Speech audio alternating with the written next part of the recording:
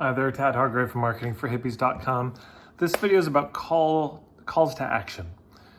Should we be doing them?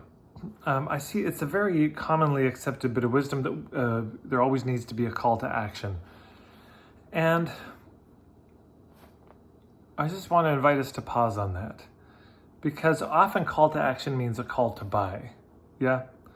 It means you've got to call them to sign up for your thing. And I just find it a little distasteful. I noticed when I was traveling in England, I heard it and I just thought, man, I never want to do that with somebody. I never want to call. It sounds so heroic, hey? I'm calling you to action. I'm calling you to rally. Now, I might call somebody to action and feel very good about it for an issue of social justice, for the planet, for the vulnerable, for innocent civilians. And I mean, I'll knock on doors. I'll pick up a phone and call people. I will absolutely deliver a rousing speech on that if I could, to call them to act on behalf of others. But I don't think I would do so in the same way for myself, if that makes sense. I would never stand up on stage and try to do some rousing speech, which ends with a punchline of them, the call to action being to sign up for me. What I will do is share what I have and invite people to check it out if it seems like a fit to buy. Absolutely. But I'm not calling them to buy because I don't know if that's what's best for them. And I know I've got my own self-interest involved. I might call on somebody to sign up for somebody else's thing. That's possible. It's like, hey, everybody, my friend's got this thing. I just, encourage you all to go check it out. Everybody go sign up for this program immediately. I might do it for somebody else, but I think there's something about when we do it for ourselves that is going to land funny. It's not even an ethics question. It's more the impact question that it lands, of course, as self-promotion. Why would anyone trust it? Because it's just you promoting yourself. So people are less likely to trust, as they should, because they can see that we benefit from it. So instead of calls to action, I would encourage you just to share what you got. Share it with as many people as you can.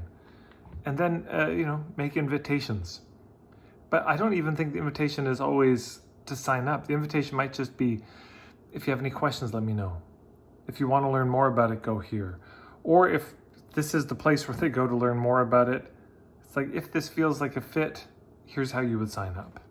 Yeah, I'm not asking them to sign up. I'm not suggesting they sign up. I'm not trying to subtly nudge them to sign up. I'm just saying, if you would like to, this is where you go. But I'm not saying, and now I'm asking you all to sign up for my program. You see how weird that feels? It feels strange to say it. You might inspire some people to do it, but they may not be the best clients. I would much rather just share it and filter and say, look, here's what it is, here's what it's not. Here's who it's for, here's who it's not for. Here's how I do it, here's how I don't do it. If it seems like a fit for you and you want more information, go here. And if you like the information you see and you want to sign up, here's where you'd go. But it's not a rousing, inspiring call to action, like a call to arms at all. If anything, I'm trying to downplay the heroic, dramatic nature of it because there's already so much pressure built in. If I'm doing a call to action, we need to go clean up the river valley. We need to feed the homeless people. We need to stop this war. If I'm doing that, there is certainly a certain amount of pressure, in a good way, an uplifting pressure that I'm trying to create. But when it comes time to a pitch, I think we need to remove the pressure because there's already so much pressure built into the situation, almost certainly. If you're doing a workshop, there's a lot of pressure there. You're looking right at them. They know that you would like people to sign up. They want to make you happy. There's that pressure. They've really enjoyed what you had to say. And yet, if we put pressure on at that moment, A, it often backfires in that they resist and they don't sign up because they're feeling pressured, or B, worse, they do sign up and they weren't a fit. So just consider sharing, really being clear about what the filters are of who it's a fit for and who it's not. And once you've done that, directing people to where to go. I don't know if that all makes sense. I hope so. I'd love to hear your thoughts about this whole framing of call to action. Of course, I'm not trying to be a purist about it. I know you do have to say, here's, if you're interested, here's where you go. You've got to direct people. Maybe it's just something about the language and the framing, and maybe it's fine, but I think it's worthwhile just to pause and reconsider, reflect on these things so we don't use those words unconsidered.